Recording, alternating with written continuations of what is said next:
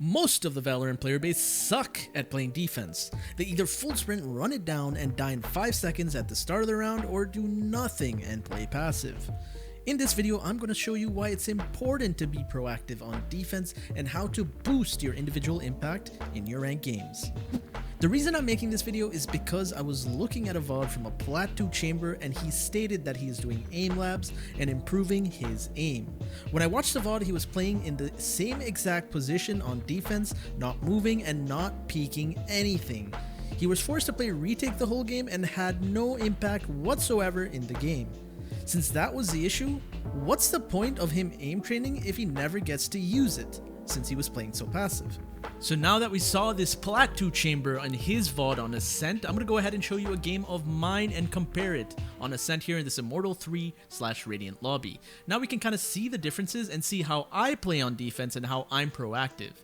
So here's the very first difference you'll note is that I go ahead and push on defense here with the help of my teammate's utility that I call for this Omen Smoke Deep in A main, right? The reason why this position is very good instead of just holding on site is because if you don't get any util out early, they can just go ahead and util dump you on site, and then it's really hard to hold as you're gonna be flashed, naded, Astra pulled, concussed, fade-eyed, or Sova darted if they have a Sova dart, right? There's so much to worry about where if you get the utility out early, you don't have to worry about that, and it makes it much better to go ahead and use your utility to push them on site when they decide to execute.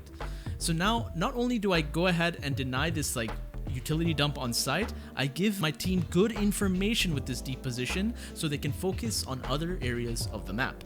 So now once this A main one-way smoke ends, you'll see that KO is going to try and get the information once they get this kill cat, and they're going to try and split A.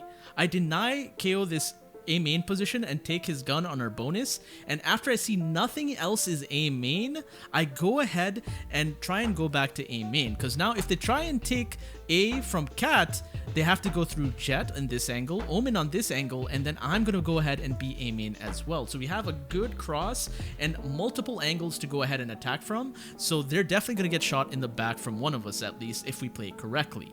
So as soon as you see this, our Omen gets shot from cat, I go ahead and swing out to the smoke when my Jet has contact in tree and get the trade. And then not only that, but then you'll see the Faye try and get the trade as well, and I kill him as well, right? So now we have the bomb down in cat, and we have 3 people versus 1, right? So definitely this round was an easy dub, easy win, and it all comes from being proactive on defense and knowing how to actually take control of the map. Because if you just sit back and you have no information, you're not really going to do anything. You're relying on the rest of your team to try and go ahead and carry you in these rank games because you have no impact. You're not actually shooting your gun, right?